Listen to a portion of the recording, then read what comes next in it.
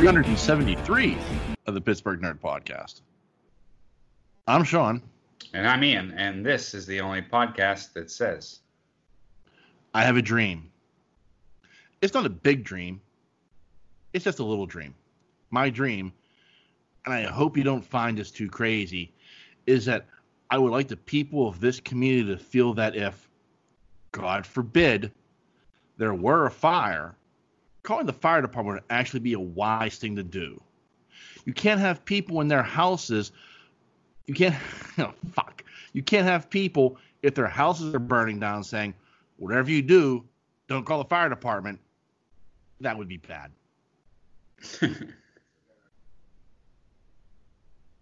Nice. That's from Roxanne. Roxanne. What a great movie. Yeah. I watched that this morning. Did you? I haven't watched that in fucking forever. Yeah. Like forever and a day. And it was on, and I turned it on, and I forgot just how good of a movie that really is. Yeah. They're watching Sleepless and... Rick Rosevich. Oh, okay. Let me guess, Starship Troopers. I'm just kidding. Yeah. His highlights include he was in Top Gun. As I think back, yeah, he was like one of like the his call sign was Slider. Oh, really? Yeah, but he was like one of those guys like in the background who like he apparently was in The Terminator. One of the all-time greatest movies of all times, Navy SEALs. Like, I mean, it looks like looking over his IMDb page, like he's been a working actor. Yeah. It's in a bunch of shit. Like he did 11 episodes of ER. Shit like that. He didn't become a big draw on anything, but he kept it working. Right. Like Roxanne was probably his biggest role. Right. So yeah, he didn't go on to do anything spectacular, but I forgot Shelley Duvall was in that.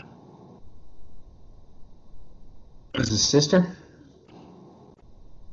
Was she his sister? I can't remember if they're sisters or not, if they're like brother and sister, but like she plays like Roxanne's best friend, and she owns the bar diner or whatever that was. Fred Willard was in it. In Sweet Haven. I'm just kidding. Yeah. It just has an odd little movie that like when you watch it you're like, wow, that was really good. Yeah. So, yeah, I haven't seen it in a while either. Come on, Ahsoka. I did watch the new well, not new, but I watched the Top Gun trailer again. Okay. It's got my curiosity up. And I was never a huge fan of Top Gun, but I mean, it's a Tom Cruise movie. It has to be. I mean, it certainly it has my curiosity for a number of reasons, but what that? Ahsoka's tail. But it looks pretty good. I mean, like, I'm liking the that kid looks so much like Anthony Edwards. I can't stand it. Yeah. You have to admit. Oh yeah. Yeah, I agree. It's crazy, but anyway, it looks pretty good. My interest is certainly piqued by it, and like damn Corona ruining everything. When was that supposed to come out? I think it was supposed to be out already. Oh, really? Yeah. Yeah, that'll be a release. Well, I think that got pushed to like March. Next March? Yeah. Yeah, I think they moved it from the summer to March. When the population's cut by 50%. Yes. Yeah. just in time for the Hunger Games. Right. We're almost there. Yeah. I mean, it's one of those weird things where, like, 2021 is going to be a killer year for movies. Because there's not going to be any dead point. Yeah. You know what I mean? Like, there's not going to be a point, like usually, like, you know, January, February, March is all, like, there's no big releases. Well, they're pushing some of these movies back to a February or a March, where, you know, if we're able to get back into theaters by that point, man, 2021 is going to be just a killer year. There's going to be a movie coming out every couple of weeks. Yeah. It's going to be... I don't know. They'll probably not do that because it'll just compete with themselves. You know what I mean? Right, but at the same time, like, how... So, do you take the movies from 2021 and push them back to 2022? I don't know. Which they haven't announced they're doing. Filming? Yeah, but are they even filming anything? I mean, they're not... I'm sure there's no sets, or I'm sure they're not filming movies right now. How do you do that? Well, I mean, in certain countries, they've started lifting the restrictions, and I know, like, things have started filming again. Oh, really? Yeah, I know New Zealand and Australia, I believe, have lifted restrictions. And one of the big ones was Croatia, because that's where Falcon and the Winter Soldier are filming. Okay. Shit like that. So, like, it is kind of interesting to see, like, you know, there are certain areas where, like, now the restrictions there have been lifted. I mean, I know that there are still limitations that are placed on how many people can be on set and stuff like that. But, you know, there are things that are able to get back to filming. Plus, there are some things like Dune, as an example. They've already wrapped up all their photography. You know, they're just working on, you know, special effects. Yeah. And that's because that's going to be a special effects heavy movie, I'm sure. Right. And it's like, you know, that's in post production at this point for the next year. Yeah. You know, so there are things that are probably wrapped up or close to wrapped up to a point that, you know, for 2021 that you can already have, like, in the can ready to go in many ways. So, I guess we'll see. yeah. Yeah. Yeah, it should be an interesting year. I mean, yeah, definitely. I mean, especially, like, I saw they released the teaser for Halloween Kills. I saw it. That was tremendous. Yeah, I'm all in. Yeah. If Laurie Strode's just yelling, "Let it burn! Let it burn!" Yeah, I'm all in. Yeah. I like where it picked up. It had that vibe of Halloween 2. Yeah. Do you know what I'm saying? Oh yeah. Like, it had that same vibe. I mean, Yeah. you know, right to the hospital. I'm sure that's what they're going for. Yeah. You know, I'm 100% sure that's what those guys were going for, because I mean they've said, you know, like Halloween 1 and Halloween 2 are the only two that existed in their minds, in their mythology. Right. So I can see where they would be influenced by that to, like, have it, like, pick up immediately, like seconds after the first movie ends. Yeah. The second movie begins. In true fashion, it should just start where it ends. Yeah.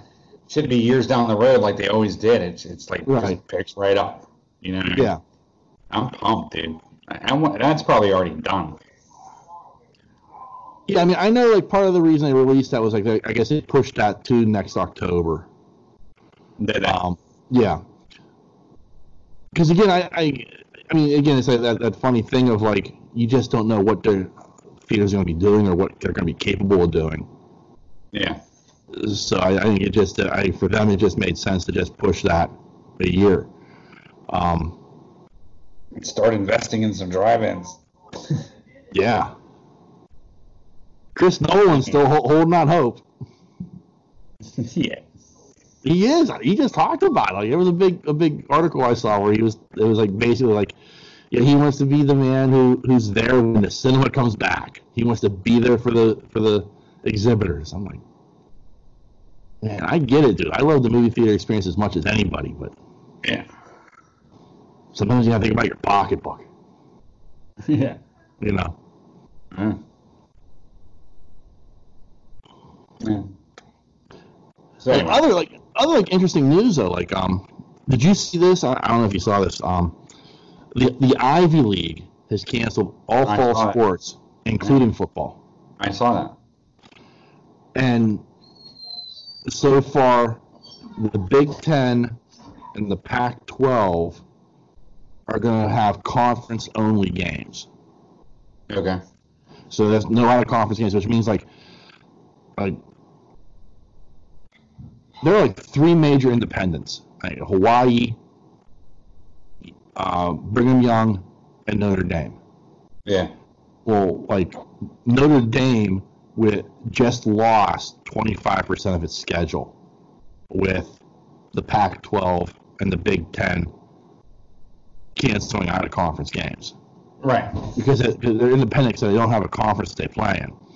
Now, I mean, Notre Dame has the luxury of they're a partial member of the ACC, so they have at least 6 games they're going to play this year. Yeah. As in, they don't technically count as an ACC opponent, but they kind of are in a way. It's like it's fucking Notre Dame. It's very weird. Yeah, yeah. But I'm very intrigued to see like. Because a lot of these decisions are being made, like the Ivy League talked about in their situation, based upon the restrictions that they're being placed on, on-campus attendance. Yeah. They didn't see it viable to have a football season, have fall sports at all, but football being included. And even at the Ivy League level, even though they're non-scholarship athletes, even at the Ivy League level, that's a big money maker for them. Right. They may not draw as they're not drawing 100,000 people like they are at State College or in Michigan or anywhere else, but it's still like that if anything, like this cradle of traditional football. Right. Traditional rivalry, stuff like that. Nobody's jumping to the Ivy League anytime soon or leaving the Ivy League anytime soon. Right. So, but still, it's one of those things where like, the Ivy League was the first to cancel spring sports at the beginning of all this. So you got to wonder, they were ahead of the curve at the start of this in March. Are they going to be ahead of the curve of this with, fall sports as well? Right. It's just very interesting. Yeah. Ivy League went down the tube.